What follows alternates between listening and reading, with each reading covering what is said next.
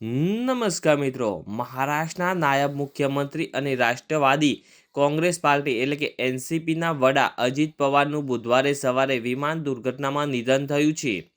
સમાચાર એજન્સી પીટીઆઈના અહેવાલ મુજબ આ ભયાનક અકસ્માત મહારાષ્ટ્રના બારામતીમાં વિમાન લેન્ડિંગ દરમિયાન થયો હતો। દુર્ઘટનામાં વિમાનમાં સવાર તમામ 5 લોકોના મોત થયા છે। અહેવાલ મુજબ આ ઘટના સવારે 8:45 વાગ્યે બની હતી। લેન્ડિંગ સમયે વિમાનમાં આગ લાગતા તે સંપૂર્ણપણે નાશ પામ્યું હતું। અજીત પવાર 66 વર્ષના હતા। તેઓ બારામતીમાં યોજનારી એક જાહેર સભાને સંબોધવા જઈ રહ્યા હતા ત્યારે આ ઘટના સર્જાઈ। અજીત પવાર આજે સવારે ખાસ ખાનગી વિમાનમાં મુંબઈથી બારામતી જવા રવાના થયા હતા।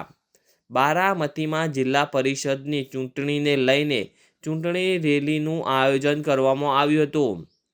બારામતી તાલુકાના વિવિધ મત વિસ્તારોમાં આજે કુલ 4 જિલ્લા પરિષદ રેલીઓ યોજવાની હતી। વહીવટી તંત્ર અને સુરક્ષા એજન્સીઓ તાત્કાલિક ઘટના સ્થળે પહોંચી ગઈ હતી।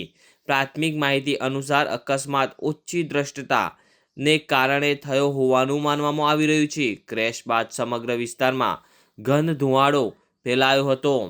વિમાનમાં મહારાષ્ટ્રના નાયબ મુખ્યમંત્રી અજીત પવાર ઉપરાંત 2 સહયોગી તથા 2 ક્રૂ સભ્યો, પાયલટ ઇન કમાન્ડ અને ફર્સ્ટ ઓફિસર સવાર હતા। પ્રારંભિક માહિતી મુજબ દુર્ઘટનામાં વિમાન સવાર કોઈ પણ વ્યક્તિ બચી શક્યા નથી।